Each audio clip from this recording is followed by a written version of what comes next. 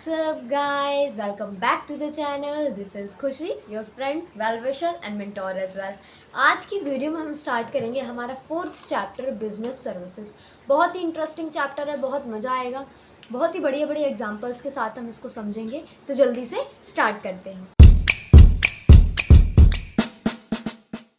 देखो, हमें समझना है सबसे पहले कि बिज़नेस सर्विसेज क्या होती हैं। अब बिज़नेस तो सब जानते हैं कि बिज़नेस क्या है, हम पीछे पूरा बिज़नेस के बारे में पढ़कर आए हैं। अब हमें इस चैप्टर में बेसिकली समझना है कि सर्विसेज क्या है। और सर्विसेज 3 टाइप्स की होती हैं, जिसमें से हमें हमारे चैप्टर में पढ़ना है बिज़नेस सर्विसेज क्या है। तो मेनली हम यहाँ पढ़ेंगे बिज़नेस सर्विसेज क्या है, कौन सी सर्विसेज होती हैं, किस तरीके की होती हैं, कैसे डील होती है। ठीक है, तो देखो वन बाय वन हम स्टार्ट करते हैं।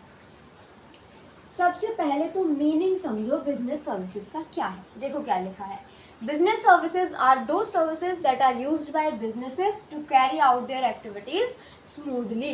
बेटा कौन सी होती हैं बिजनेस सर्विसेज? सबसे पहली बात तो इकोनॉमिक एक्टिविटीज़ होती हैं। ठीक है, पैसा कमाने वाली चीज़ें होती हैं, out of sympathy, out of love नहीं की जाती। इकोनॉमिक एक्टिविटी है, पैसा कमाने के लिए होती है, सबसे पहली बात। दूसरी बात बेटा, बिजनेसेस यूज़ करते हैं, किनकी कौन यूज़ करता है इनको? Used by businesses to carry out their activities smoothly. क्यों करते हैं यूज़ मैम? क्योंकि बेटा उनकी जो एक्टिविटीज़ है वो स्मूथली चलती रहे। These services do not produce any tangible goods but they help in the operation of trade, industry and commerce. बेटा क्या होता है, ये सर्विसेज जो होती है ना, वो कोई टेंजिबल गुड प्रोड्यूस नहीं करती कि नहीं हमें दिख रहा है वो गुड प्रोड्यूस कर रही है, कि कोई मान लो कोई सोप बना रहे हैं, कोई प्रोडक्ट बना रही है, ऐसा नहीं होता। लेकिन फिर भी किस चीज़ में हमारी हेल्प कर रही होती है? ऑपरेशन ऑफ ट्रेड में, इंडस्ट्री में एंड ऑपरेशन ऑफ कॉमर्स में। Example banking, insurance, transporting, warehousing and communication. क्या है? सारे ही सर्विसेज के एग्जाम्पल है। तुमने सुना भी होगा banking service, insurance service, transport service, warehousing service या फिर कम्युनिकेशन सर्विस। तो आगे समझ में सर्विसेज क्या है? इकोनॉमिक एक्टिविटीज़ है जो बिजनेसेस यूज़ करते हैं जिससे कि उनकी जो एक्टिविटीज़ है वो स्मूथली चलती रहे। इंटेंजिबल होती है बेटा, टेंजिबल नहीं होती। ठीक है, अब देखो features of business services. Ma'am characteristics क्या है, फीचर्स क्या है इसकी? सबसे पहले लिखा है बेटा इंटेंजिबिलिटी।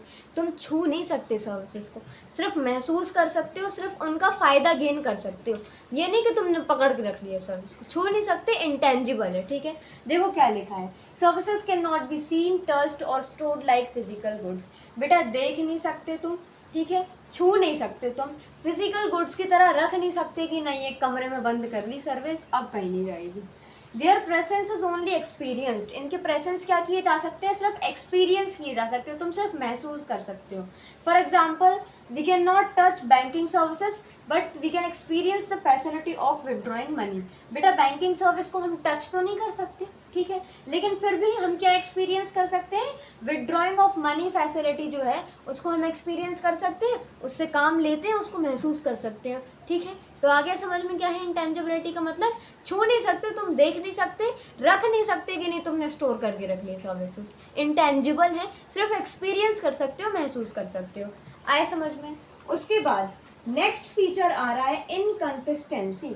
इनकंसिस्टेंसी का क्या मतलब मैम? बेटा इनकंसिस्टेंसी का मतलब है कंसिस्टेंट नहीं होती, हर बार एक जैसी नहीं चल रही होती। मैम क्या बोल रही हो?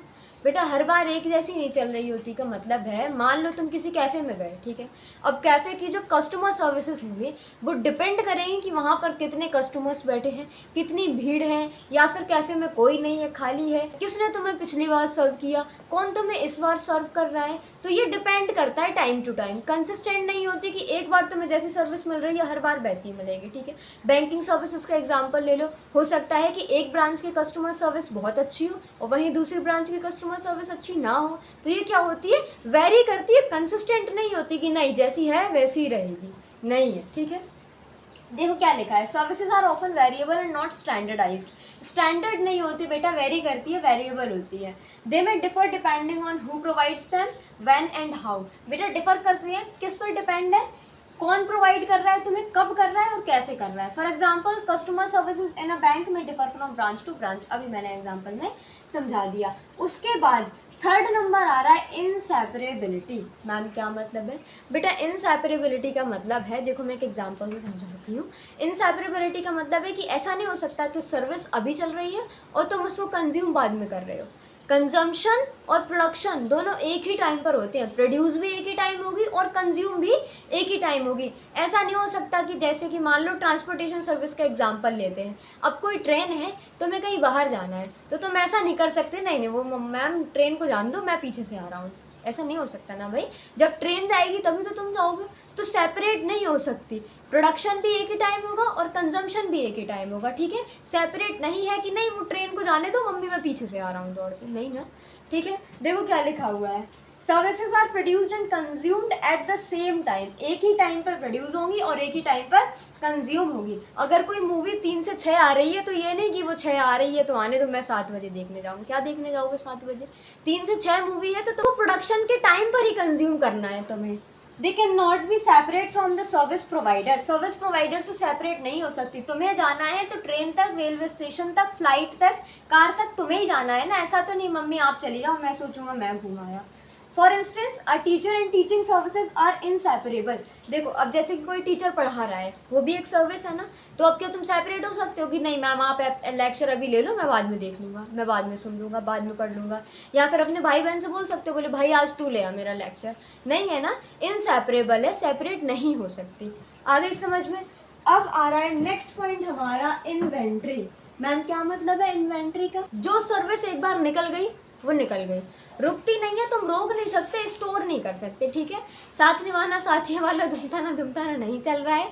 एक काम अगर एक बार सर्विस मिस हो गई तो वो हो गई, ठीक है। इंडिया के शोज की तरह ट्रेन 3 बार नहीं आएगी रेलवे स्टेशन पे, वो एक ही बार आएगी, मिस हो गई तो हो गई। आगे समझ में क्या है, इन्वेंट्री है। एग्जाम्पल ले लो, जैसे तुमने किसी डॉक्टर का अपॉइंटमेंट लिया बेटा, अब किसी वजह से तुम वहाँ नहीं पहुँच पाए तो अपॉइंटमेंट क्या हो गया, अब जब तुम नहीं पहुँच पाए तो वो एक मिस्ड अपॉर्चुनिटी हो गई, वापस नहीं आती, ठीक है। शो नहीं चल रहा कि 3 बार आएगी मैम कोई बात नहीं अगली बार वाला अपॉइंटमेंट में मैं करवा लूँगा। Services cannot be stored for future use. For example, a missed doctor's appointment results in a lost opportunity that cannot be recovered. उसके बाद नेक्स्ट पॉइंट है इन्वॉल्वमेंट। मैम इन्वॉल्वमेंट का क्या मतलब है, मैंने अभी तुम्हें एग्जांपल दिया था बेटा कि कंज्यूमर का और सर्विस प्रोवाइडर का इन्वॉल्वमेंट होना ज़रूरी है, दोनों का इन्वॉल्वमेंट होना चाहिए, ठीक है। अगर तुम्हें कोई सर्विस एंजॉय करनी है बेटा, मूवी तुम्हें एंजॉय करनी है तो तुम्हें उसको देखने जाना पड़ेगा ना। अपने भाई से तो नहीं बोल सकते नहीं भाई तू जा मूवी देख के आ, मैं सोचूंगा मैंने देख ली, नहीं ना, तुम्हारा इन्वॉल्वमेंट ज़रूरी है। तो इन्वॉल्वमेंट का क्या मतलब है कि सर्विस प्रोवाइडर का और कंज्यूमर का दोनों का होना ज़रूरी है। The customer is often involved in the delivery of the service. For example, in a salon, the presence of the customer is necessary for the service to be rendered. देखो कितना प्यारा एग्जाम्पल लिखा हुआ है कि तुम किसी सैलून में जाते हो, अब बेटा सैलून की सर्विसेज को एंजॉय करने के लिए कंज्यूमर का होना तो ज़रूरी है ना भाई, तुम होगे नहीं तो तुम क्या ही सर्विस जो है एंजॉय करोगे। क्या अपने भाई से बोल दोगे नहीं भाई आज तू बाल कटवा के आ, बढ़िया सैलून में अच्छी बढ़िया से अपनी मरम्मत करवा के आ, मैं सोचूंगा कि मैंने करवा ली, नहीं ना, तुम होगे तभी तो एंजॉय करोगे, तुम्हारा होना ज़रूरी है।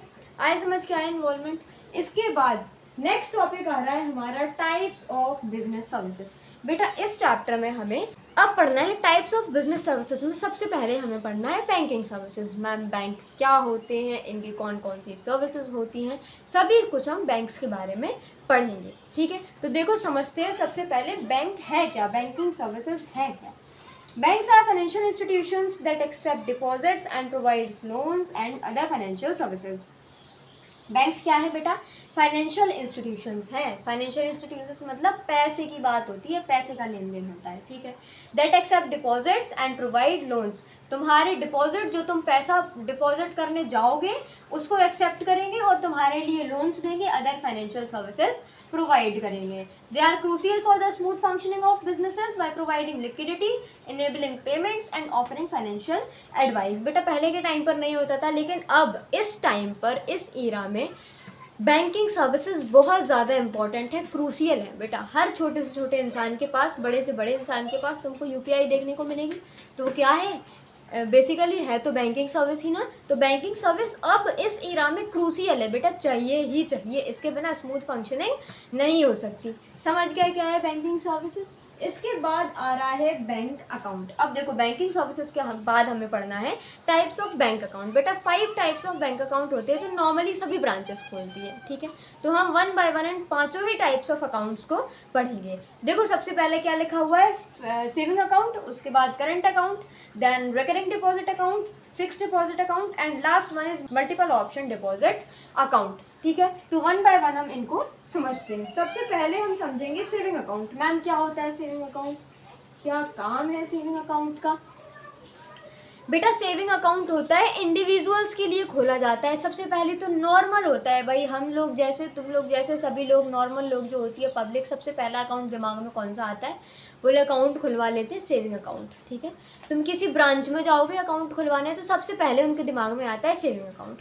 नॉर्मल है, सब खुलवाते हैं। ठीक है, सेविंग अकाउंट अब होता किसके लिए मैम? इसमें अच्छी चीज़ें क्या है, क्या क्या हमें मिलता है, कौन कौन से बेनिफिट्स का हम यूज़ कर पाते हैं? तो बेटा सेविंग अकाउंट इंडिविजुअल्स के लिए होता है, सैलरीड पीपल के लिए होता है, जिनको फिक्स अमाउंट सैलरी हर महीने आ रही होती है। मैम ये होता किस चीज़ के लिए?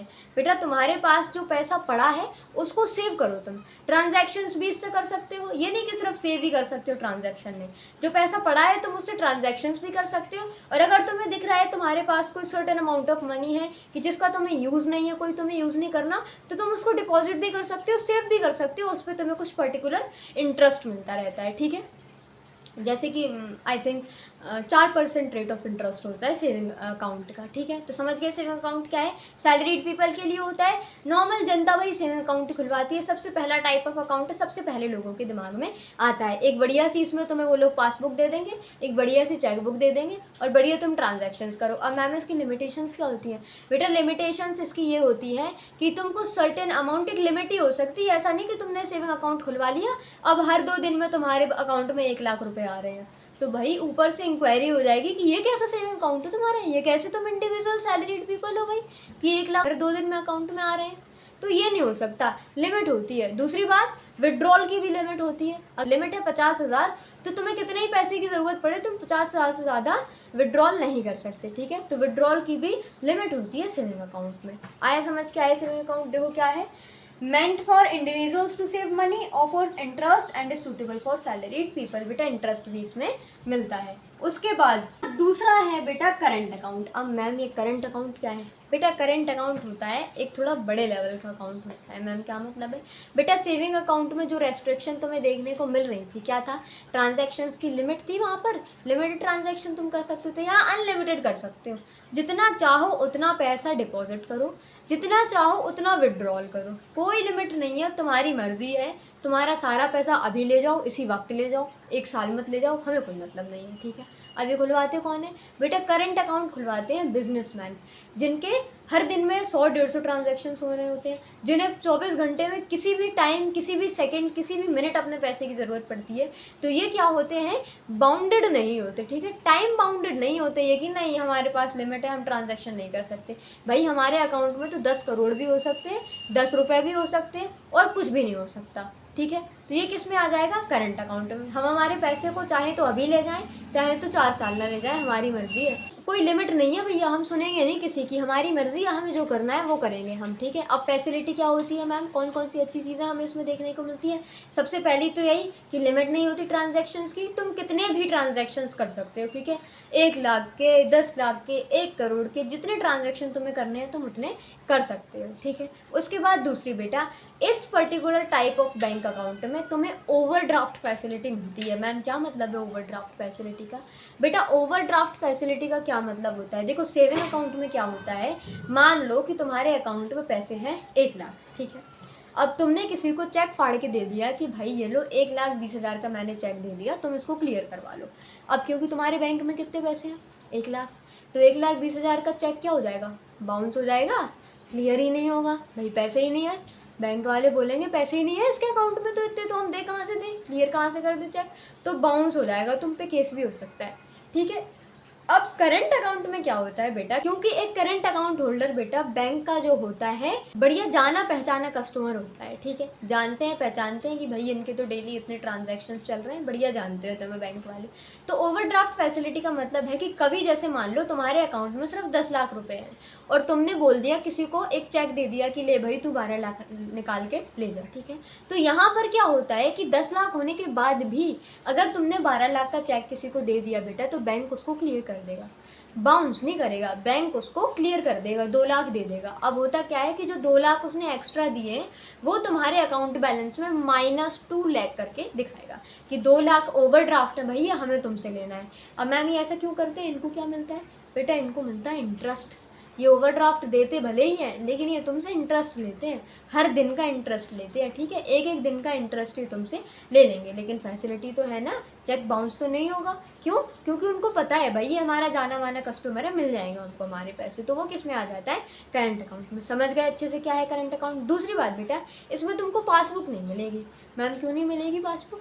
बेटा पासबुक इसलिए नहीं मिलेगी क्योंकि एक बिजनेसमैन दिन में 100, 150, 200 ट्रांजैक्शंस कर रहा है, पता नहीं कितने ट्रांजैक्शंस, अनलिमिटेड ट्रांजैक्शंस हो रहे हैं। अब अगर उसको पासबुक दे देंगे, वो सारे ट्रांजैक्शंस पासबुक में बेटा एंट्री कराएगा, रिकॉर्ड कराएगा, तो उसकी पासबुक तो रोज़ भरेगी, दिन में 2 बार भरेगी।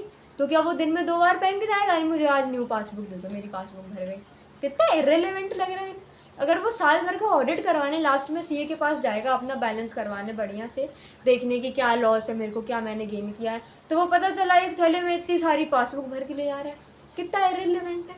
तो पासबुक इनको नहीं मिलती। तो मैम क्या मिलता है इनको? कैसे ये पता करते हैं अपने ट्रांजैक्शंस के बारे में? बेटा इनको मिलता है एक डॉक्यूमेंट जिसमें इनके सारे ही ट्रांजैक्शंस रिकॉर्डेड होते हैं। क्या होता है मैम वो डॉक्यूमेंट? बेटा वो होता है स्टेटमेंट। हमें नहीं पढ़ना क्या होता है स्टेटमेंट, हमें बस समझना है करंट अकाउंट क्या होता है, ठीक है? समझ गए क्या है current account? Used by businessman to interest, no interest is given but unlimited transactions are allowed। बेटा इसमें इंटरेस्ट नहीं मिलता। अब मैम इंटरेस्ट क्यों नहीं मिलता? सेविंग अकाउंट में तो मिलता था, तो इसमें इंटरेस्ट क्यों नहीं मिलेगा? बेटा इसमें इंटरेस्ट इसलिए नहीं मिलेगा क्योंकि इस तुम्हारे पैसे को यूज़ नहीं कर सकती बैंक। तुम्हारा पैसा है, तुम्हारा जब मन करेगा तब तुम निकालोगे। अब यूज़ नहीं करेगी तो इंटरेस्ट क्यों नहीं देगी? देखो बैंक का मैं तुम्हें फिनोमेना बताती हूँ। बैंक होता क्या है? बैंक का काम ही यही होता है बेटा कि तुम एक नादान से कस्टमर हो, तुम अपना पैसा डिपॉजिट करने गए, ठीक है? अब बैंक ने तुम्हारा पैसा कर लिया डिपॉजिट किसी फिक्स टाइम के लिए कर लिया, जैसे कि एफडी बनवाते हैं ना लोग, तो फिक्स टाइम पीरियड के लिए तुम्हारा पैसा उन्होंने कर लिया डिपॉजिट। तुम्हें बहलाने के लिए बढ़िया 4% का इंटरेस्ट दे दिया, तुम खुश, अरे मेरे पैसे भी किए हैं और घर में रखने थे, इससे अच्छा मैंने बैंक में रख लिए, ठीक है? चोरी का भी डर खत्म, भाई इंटरेस्ट भी मिल रहा है हमें, तो तुम खुश हो गए। अब बैंक ने क्या किया? अब तुम्हारा जो पैसा है तुम उसको कभी भी तो विड्रॉ नहीं कर सकते, तो बैंक क्या करती है? उस पैसे को किसी बिजनेसमैन को दे देगी लोन पे, ठीक है? अब उस बिजनेसमैन को लोन पर देके उससे बढ़िया मोटा मोटा इंटरेस्ट ले लेगी 10 से 12% का, ठीक है? अब 10 से 12% में से 4% का इंटरेस्ट तुम्हें देके जो 6 से 7% का इंटरेस्ट बचेगा उसको बढ़िया एसी में बैठ के एंजॉय करेगी। ये होता है काम बैंक का। इसीलिए करंट अकाउंट में इंटरेस्ट नहीं मिलता, क्योंकि वो तुम्हारे पैसे को यूज़ ही नहीं कर पा रहे, ना उन्हें इंटरेस्ट मिल रहा तो ना तुम्हें वो दे रहे, ठीक है? तो क्या है? इंटरेस्ट नहीं मिलेगा क्योंकि वो यूज़ ही नहीं कर पा रहे। तुम्हारे पास कोई टाइम बाउंडेड थोड़ी हो, तुम्हारा जब मन करेगा तब तुम यूज़ करोगे अपने पैसे को। थर्ड आ रहा है हमारा रेकरिंग डिपॉजिट अकाउंट। मैम ये क्या होता है? बेटा रेकरिंग डिपॉजिट अकाउंट होता है सेविंग अकाउंट का भाई।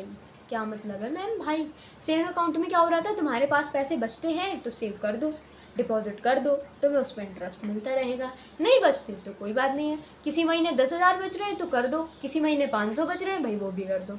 कोई लिमिटेशन नहीं है, कोई लिमिट नहीं है, कोई रेस्ट्रिक्शन नहीं है, ठीक है? जब जितना बचता है कर दो डिपॉजिट, नहीं बचता कोई बात नहीं। रेकरिंग डिपॉजिट में क्या हो जाता है बेटा? रेस्ट्रिक्शन हो जाती है। रेकरिंग डिपॉजिट अकाउंट में तुम बैंक के पास जाते हो कि भाई हमारी आरडी खोल दो, इसको क्या बोलते हैं? आरडी। तो तुम बैंक को गारंटी करके आते हो कि मैं आपको हर महीने इतना पैसा फिक्स्ड टाइम पीरियड के लिए दूंगा, ठीक है? समझ गए मैंने क्या बोल दिया? जैसे कि तुमने बैंक को गारंटी की कि मैं आपको हर महीने, मैंने देख लिया कि मेरी सैलरी में से मोटा मोटा 10,000 रुपये बच जाते हैं, मुझे इसका कोई काम नहीं है, तो तुम हर महीने 10,000 रुपये बैंक को दे रहे होते हो। तुम उसको गारंटी करके आते हो कि भाई हम तुमको 10,000 रुपये क्या देंगे? गारंटीड हर महीने देंगे। तो वो किस में आ जाएगा? आरडी में आ जाएगा। अब हमें 2 साल तक ऐसी कोई परेशानी नहीं दिख रही, तो मैं तुमको 2 साल तक ये काम कर सकता हूँ, 2 साल तक मैं तुम्हें हर महीने 10,000 रुपये दूंगा, तो तुम बाउंडेड हो गए वहाँ पर बेटा। तुम्हें 10,000 ही देना, ऐसा नहीं कि कभी नहीं बच रहे तो तुम 5,000 कर रहे हो, कभी नहीं बच रहे तो 7,000 कर रहे हो, ना बाबा, तुम्हें वहाँ 10 ही देना है, तुम बाउंडेड हो गए वहाँ पर, ठीक है? तो ये रेस्ट्रिक्शन होती है रेकरिंग डिपॉजिट अकाउंट में। इंटरेस्ट यहाँ भी मिलता है, सेविंग अकाउंट से ज़्यादा मिलता है, ठीक है? बहुत ज़्यादा नहीं, बट फिर भी सेविंग अकाउंट से ज़्यादा इंटरेस्ट आरडी में मिलता है। आया समझ क्या है आरडी? देखो क्या लिखा है, fixed amount is deposited monthly for a fixed term, interest is given. Monthly deposit होगा बेटा फिक्स्ड अमाउंट फिक्स्ड टर्म के लिए, ठीक है? टर्म नहीं है, टाइम है, फिक्स टाइम के लिए अमाउंट होगा, इंटरेस्ट मिलेगा तुमको। नेक्स्ट आ रहा है हमारा फिक्स्ड डिपॉजिट अकाउंट। अब मैम ये फिक्स्ड डिपॉजिट अकाउंट क्या है? बेटा फिक्स्ड डिपॉजिट अकाउंट सबके पापा हैं। क्या मतलब है? फिक्स्ड डिपॉजिट अकाउंट सबसे बड़ा है, सबके बड़ा भाई है फिक्स्ड डिपॉजिट अकाउंट। मैम कैसे है? इसमें बेटा सबसे ज़्यादा इंटरेस्ट तुम्हें देखने को मिलेगा, हायर इंटरेस्ट पे करते हैं फिक्स्ड डिपॉजिट अकाउंट में तुम्हें। मैम क्यों करते हैं, नहीं क्या फ़ायदा मिलता है? बेटा ये इसलिए करते हैं क्योंकि एफडी में करना क्या होता है क्या fixed deposit account? Fixed deposit account में बेसिकली तुम्हारे पास, तुम्हें पता चला कि नियर फ्यूचर में तुम्हें पैसे की ज़रूरत है, ठीक है। अब तुमने क्या किया, उस पैसे को कहीं से अरेंज किया और अरेंज करके अपनी एक एफडी बनवा दी कि भाई अब मेरी एफडी बन गई है, अब मुझे जब इस पैसे की ज़रूरत पड़ेगी तब मैं इस पैसे को निकालूंगा। तो ये जो एफडी बन गई बेटा, ये बीच में नहीं टूटेगी। सबसे पहली बात तो अगर तुमने 5 साल की एफडी बनवा दी, जैसे 5 साल बाद तुम्हारे घर में तुम्हारे बड़े भाई की शादी है, ठीक है, तो तुम्हारे पेरेंट्स ने क्या किया, एफडी बनवा दी कि यार मुझे शादी के टाइम पे पैसों की ज़रूरत पड़ेगी तो मैं 10 लाख रुपए की एफडी बनवा देता हूँ, ठीक है। अब एफडी कितने साल की बनवा दी? 5 साल की बनवा दी, 10 लाख रुपए की बनवा दी, तो उस पर इंटरेस्ट तो काफ़ी अच्छा मिलेगा। क्यों? क्योंकि तुम उसको तोड़ नहीं सकते एफडी को। 5 साल की बनवा दी मतलब 5 साल की बनवा दी, बीच में तुम एफडी तोड़ नहीं सकते, इसलिए इस पर सबसे ज़्यादा इंटरेस्ट मिलता है क्योंकि वो तुम्हारे पैसे को यूज़ करते हैं आराम से। भाई तुम्हारे 10 लाख वो यूज़ करेंगे और उससे मोटा मोटा बढ़िया बढ़िया इंटरेस्ट लेंगे तो तुमको भी ज़्यादा देंगे, ठीक है। अब दूसरी बात, क्या मैम कुछ भी उधार नहीं तोड़ सकते? बेटा पहली बात तो नहीं तोड़ सकते, और दूसरी बात अगर कोई इमरजेंसी सिचुएशन आती भी है तो तुम एफडी अगर तोड़ोगे तो बैंक तुमसे बोलेगा कि ठीक है भाई, अगर तुम एफडी तोड़ रहे हो तो कोई बात नहीं, तुम अपना पैसा ले जाओ, जो तुम्हारे पैसे थे 10 लाख रुपए तुम उनको ले जाओ, लेकिन तुम्हें इंटरेस्ट कुछ नहीं मिलेगा। तुमने क्योंकि गारंटी क्या किया था कि हम एफडी नहीं तोड़ पाएंगे। अब तुमने क्या किया, तुम पलट गए, एफडी तोड़वाने आ गए, तो ठीक है कोई बात नहीं है, हम अच्छे हैं भाई, पैसा तुम अपना ले जाओ, लेकिन इंटरेस्ट तुम्हें कुछ नहीं मिलेगा, सिर्फ तुम्हारा जो पैसा है वो ले जाओ खाली। समझ गए क्या है एफडी?